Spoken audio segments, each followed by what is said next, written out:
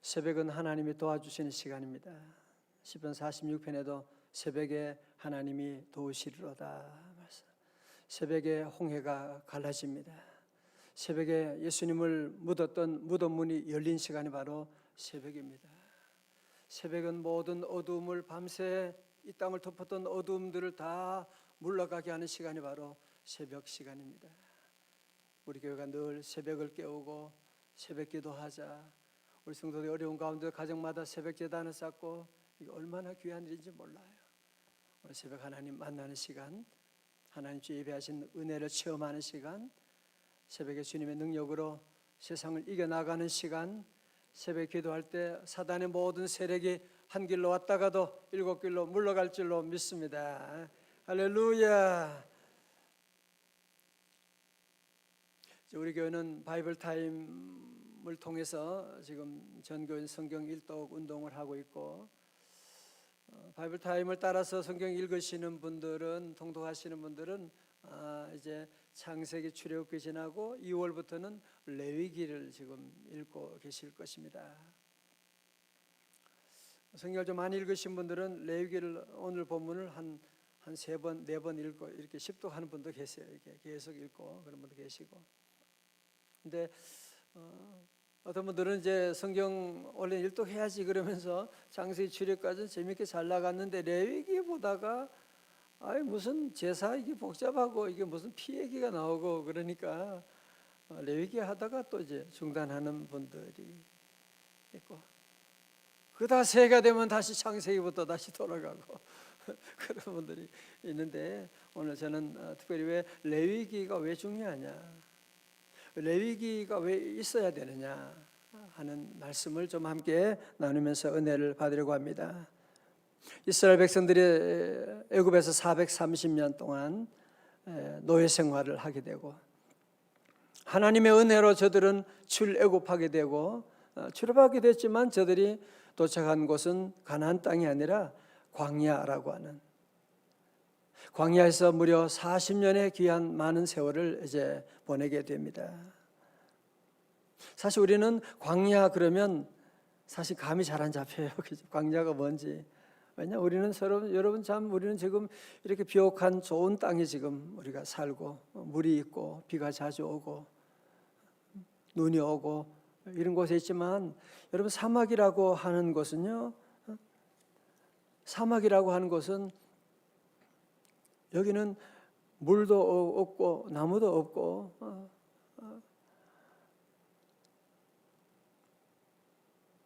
어떻게 보면 우리 인생을 사막에 비유하는 그런 책도, 그런 글이 많이 있는데요, 세계 최대 사막인 사하라 사막을 횡단했던 스티브 도나휴의 사막을 건너는 6가지 방법이라고 하는 책이 있습니다.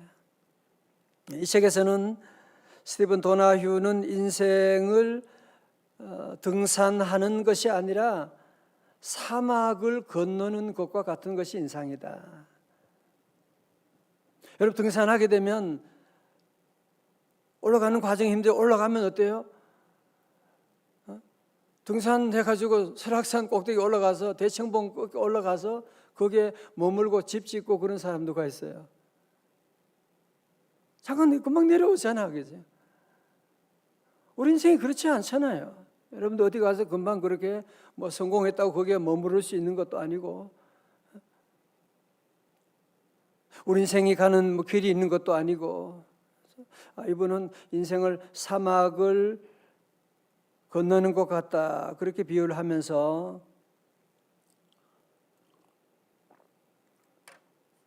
사막에는 첫 번째로 길이 없거든요.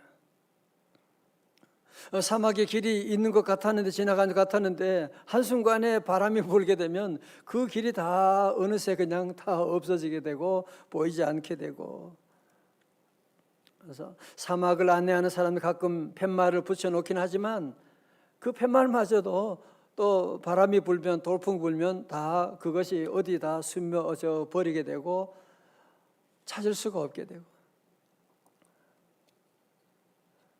그래서 그런 글이 있어요. 우리 그 책에 나오는 사막을 건너는 6가지 방법이라는 책에 이런 내용이 나옵니다.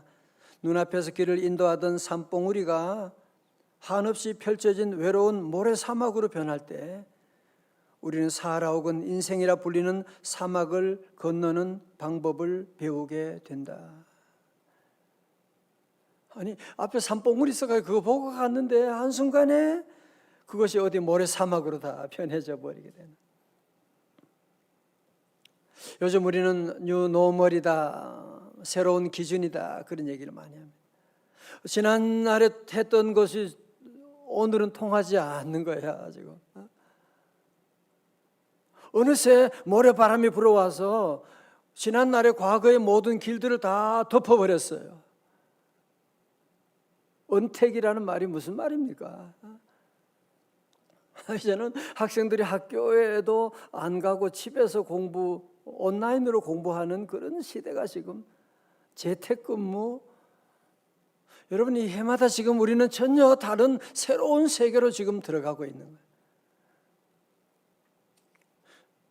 그런데 문제는 뭐냐면은 그런 사막을 건너는 우리 인생 가운데 우리 모두도 길을 잃어버렸다는 거예요. 아니, 길을 아는 사람 누가 있어요 지금? 어느 미래학자도 미래에 대한 얘기를 할 수가 없는 그런 시대 가운데 지금 오늘 모든 현대인들이 다 길을 잃어버렸다. 하나님께 가는 길을 잃어버리고 다 헤매고, 하나님께 가는 길을 잃어버리고, 인간이 어떻게 살아야 되느냐, 인간의 도리에 대한 길도 다 잃어버리고, 부모는 부모로서의 길을 잃어버리고, 자녀는 자녀로서의 길을 잃어버리고. 좀 자녀 키우는 분도 참 얼마나 힘든지 몰라요. 뭐 애들 게임기 때문에, 게임기 애들 하면요, 거기 빠지게 되면 부모고 뭐 아버지고 엄마도 없어요. 좀 집에 안 들어오면 좋겠네 엄마. 엄마 없으면 좋겠네. 게임 좀 오래 하게, 마음껏 게임할 수 있게. 애들 이상하게 지금 세상이 지금 바뀌어지고 있고, 정치인들도 길을 잃고 거짓말도 마음대로 하고 뭐 부끄러움도 없고, 뭐 모두가 지금 길을 잃고 모두가 지금 방황하고 있는 이런 시대 가운데, 여러분, 현대인들이 왜 길을 잃어버렸냐? 길이 없어서가 아니라 길이 너무 많아서 잃어버린 거예요. 길이 너무너무 많아. 여러분, 사막에 가면 길은 많은 거, 아까 보세요. 너무 길이 많잖아. 어디로 가? 정로가 없어요. 그래서 오늘날도 왜 길이 없어요? 없긴 왜 없어요? 모두가 다 한마디씩 길이 있다고 얘기하지만, 그러나 가보면 그게 길이 아닌데, 모두가 다 길을 잃고 있는, 정해진 것이 없는. 여러분, 그것이 바로 뭐냐? 출애굽하던 이스라엘 백성들의 삶이었다는 거예요. 그렇잖아요. 출애굽한 이스라엘 백성들이 무슨 적갖고 있는 가나안 땅 목적지는 있지만 정말 어디로 가는지, 방향 어디 가는지 전혀 알 수가 없는 이스라엘 백성들. 여러분, 그래서 출애굽하는 백성들에게 하나님께서 뭘 주셨어요? 구름 기둥과 불 기둥을 비추어 주시고, 그리고 출애굽하는 백성들에게 하나님이 뭘 주셨느냐 하면 제사 제도를 주신 거예요. 여러분, 그래서 레위기는 모세 5경 가운데 가장 중앙에 있는 거예요. 창세기, 출애굽기, 레위기가 있는 거예요. 왜? 우리 인간은 길을 잃어버리고, 우리 인간은 죄를 짓고, 우리 인간은 늘 사고와 불행 가운데 살아가게 되는데, 그 모든 원인이 무엇이냐면 왜 길을 잃었느냐? 바로 죄 때문인데, 그 죄의 문제를 해결하는 길이 뭐냐? 바로 제사제도라고 하는 것이거든요. 광야 생활 가운데 중요한 질문이 뭐예요? 어떻게 하면 우리가 하나님께 나아갈 수 있느냐? 어떻게 하면 우리가 행복해 나아질 수가 있느냐라고 하는. 여러분, 청와대도 아무나 들어갈 수 있는 거 아니죠? 아무나 들어갈 수, 뭐 가고 싶다고 들어갈 수 있는 게 아니거든. 하나님께도 마찬가지거든요. 어떻게 우리가 죄인이 하나님 만날 수 있나요? 자, 그래서 하나님께서 광야 이스라엘 백성을 출애굽하는 저들에게 뭘 만들어 주셨어요? 성막을 만들어 준 거예요. 뭐라고요? 성막을 만들어 준 거예요. 성막에서 저들이 하나님께 뭘 합니까? 제사를 드리게 되는 거예요. 제사를 드리게 되는, 여러분 신약에 와서 그 바로 제사를 드리게 되는 하나님께 나아가는 길을 만드신 분이 누구시냐? 바로 예수 그리스도. 예수 그리스도께서 대제사장이지만 한 벌의 제물이 되셔가지고 십자가에 돌아가심으로 말미암아 성소와 지성소 사이에 있는 모든 휘장이 갈라지게 되고, 이제는 모든 우리 주의 자녀들 모두가 이제는 담대히 주님 앞에 나아갈 수 있는 길이 열려지게 되는. 자, 여러분, 그래서 히브리서 기자는 이렇게 적었어요. 현대인 번역 읽어드릴게요. 준비됐나요? 10장 19절에 형제 여러분, 그러므로 우리는 예수님의 피로 떳떳하게 지성소에 들어갈 수 있게 되었습니다. 여러분, 이제 광야 생활 가운데 제일 중요한 것이 뭐냐면은 하나님의 지성소에 들어가야 되는데, 이제는 신약에 와서 예수의 피로 지성소에 들어갈 수가 있게 되었습니다. 그분 우리를 위해 자신의 몸인 휘장을 찢어 새로운 생명의 길을 열어 놓으셨습니다. 여러분, 그래서 신약의 레위기라고 하는 히브리서에서는요, 오늘 14절에 보면 우리가 읽었던 14절의 말씀, 자, 다시 여러분들이 이런 맥락 가운데 출애굽한 이스라엘 백성들이 광야 생활 가운데 하나님이 성막을 만드시고 제사제를 통해서 하나님과 만나는 길을 열어주셨구나. 자, 그런 맥락에서 여러분 한번 보시면요, 14절에 그러므로 우리에게 큰 대제사장이 계시니 승천하신 이곳 하나님의 아들 예수시라. 우리가 믿는 도리를 굳게 잡을지어다. 15절 우리에게는 대제사장은 우리의 연약함을 동정하지 못하실 리가 아니요 모든 일에 우리와 똑같이 시험을 받으신 이로되 죄는 없으시니라. 그래서 예수 그리스도는 대제사장이신 분 아니라 또한 그분은 제물이 되셔서 한 번 십자가에 돌아가심으로 말미암아 영원한 제물이 되시고 영원한 죄 용서를 주시고, 영어로 그래서 그걸 가지고 once for all 그렇게 말해요. 한 번에 모든 사람을 위해서, 모든 세대를 위해서 주님이 십자가에 돌아가시게 되었다. 그러므로 이제 뭐라고요? 무슨 문이 열렸다고요? 지성소의 문이 열리게 된 거예요. 그러므로 이제는 예수 믿는 모든 사람들은 담대히 주님의 지성소 안으로 들어갈 수가 있는 거예요. 자, 여러분, 그래서 오늘 히브리서 4장 16절의 말씀이 중요하다는 거예요. 4장 16절요. 다 같이요. 우리 집에도 다 같이 크게요. 시작. 그러므로 우리는 긍휼하심을 받고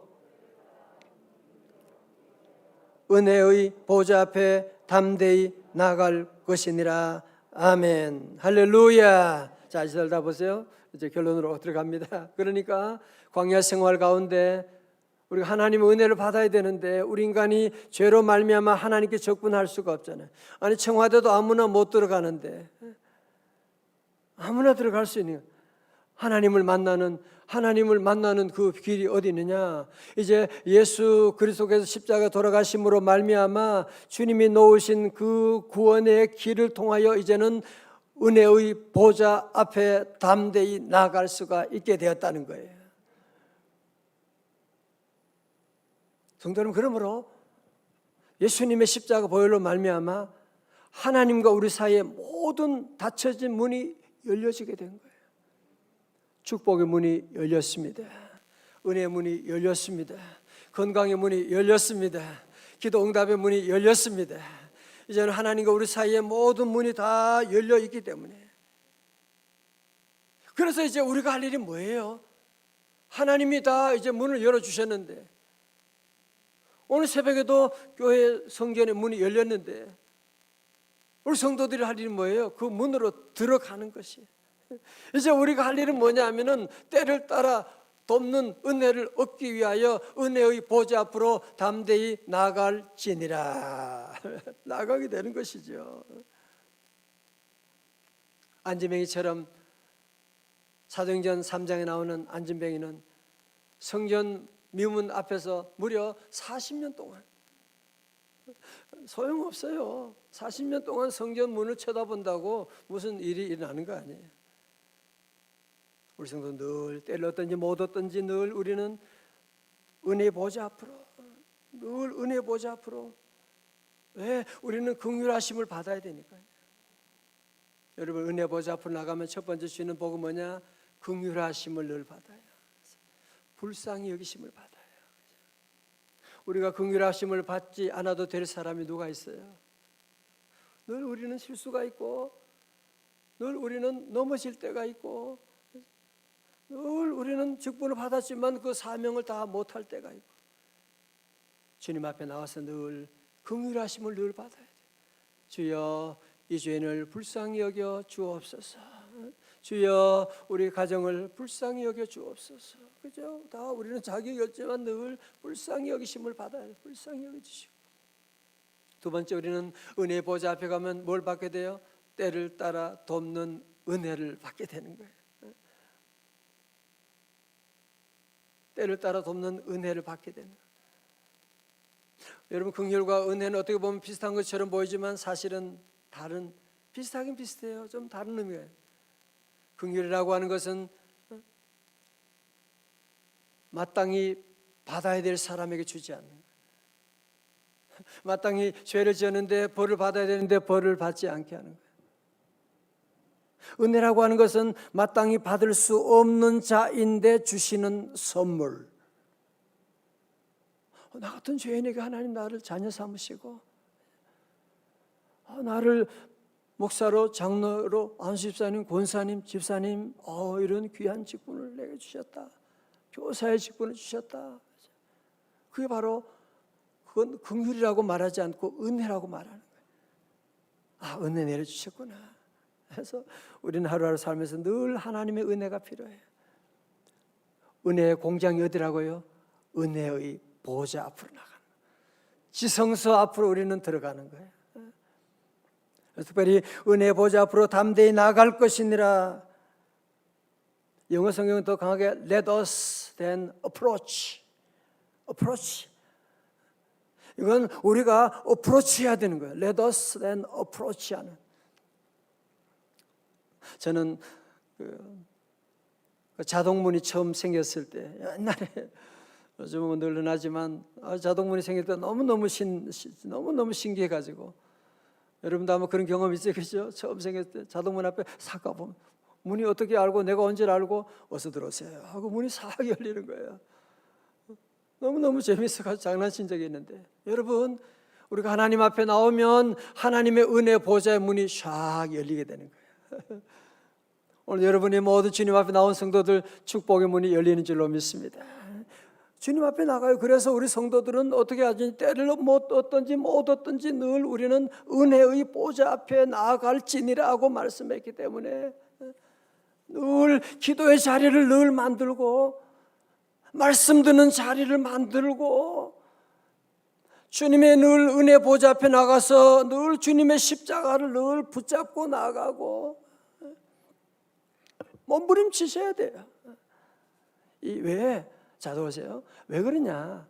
다시 처음으로 돌아가서 이 세상은 광야라서 그런 거예요. 이 세상에는 길을 모르기 때문에 그런 거예요. 어제 있었던 길이 오늘 길이 다 막혀버리게 되는. 은혜의 보좌 앞에 나가면 하나님이 놀라운 길들을 열어주시게 되는 거예요. 그래서 우리는 늘 은혜 보좌 앞에 힘써 나가는. 은혜 보좌 앞에 나가는 구체적인 방법이 뭐냐? 리고아른 목사님은 세 가지로, 오늘 시간이 없지만 세 가지로. 첫째는 주일 성수, 두 번째는 11조 생활, 세 번째는 소그룹 생활. 그렇게 얘기했어요. 우리가 늘 은혜 보좌 앞으로 힘써 나가고, 우리가 할 일은 은혜 보좌 앞에서 나가서 주님의 십자가를 늘 붙잡으셔야 돼요. 빈손 들고 앞에 가 십자가를 붙드네. 의가 없는 자라도 도와주심 바라고 생명샘에 나가니 마음을 씻어 주소서. 여러분, 초대교회, 우리가 지금 당하는 어려움, 이거는 아무것도 아니에요. 초대교회는 그 믿음 때문에 박해받고 아주 일반 공동체 생활을, 사회 생활을 할 수가 없어. 저들은 저 카타콤의 지하 동굴에 들어가서 생활을 하는데요, 저들이 뭘 잡았겠어요? 십자가 붙잡고, 십자가 붙잡고. 나를 구원하시고 나의 모든 죄를 용서하시고 은혜 보좌 되시는 주님의 십자가 붙잡고 저들이 나가서 그 모든 어려움을 이기고 카타콤의 시대를 지나고 드디어 로마를 기독교화 만들게 되는, 참 기독교가 국교로 공인받게 되는 이런 놀라운 일들, 십자가의 능력이에요. 십자가 붙잡고 나가고. 우리 모든 성도는 다시 한번 말씀을 정리하고, 우리가 늘 광야 생활, 뉴노멀 시대, 우리 자녀들 어떻게 하나 걱정할 거 없어요. 예수님 우리의 길이 되시는 줄로 믿습니다. 길이 없다가 아니에요. 주님 우리 길이 되시고 주님의 십자가 붙잡고 담대히 나가는, 여러분 언제라도 늘 괜찮아요. Let us then approach. 하여튼 여러분이 어디 있든지 나는 은혜 보좌 앞으로 나갈 거야. 여러분이 어떤 마귀 사탄의 시험은 항상 은혜 보좌 앞에 못 나가게 해요. 그죠? 조금만 시험 들어도 교회 안 가잖아. 아이, 안 갈 거야. 새벽기도 안 할 거야. 그러면 안 돼. 시험 들어도 우리는 주님 앞으로 나가고, 어떻게 하든지 우리는 늘 주님의 보좌 앞으로 여러분이 어프로치 나가게 되면 은혜의 문이 환하게 열리는, 축복의 문이 환하게 열리는 자손들도 주님의 놀라운 축복이 임할 줄로 믿습니다. 다 일어나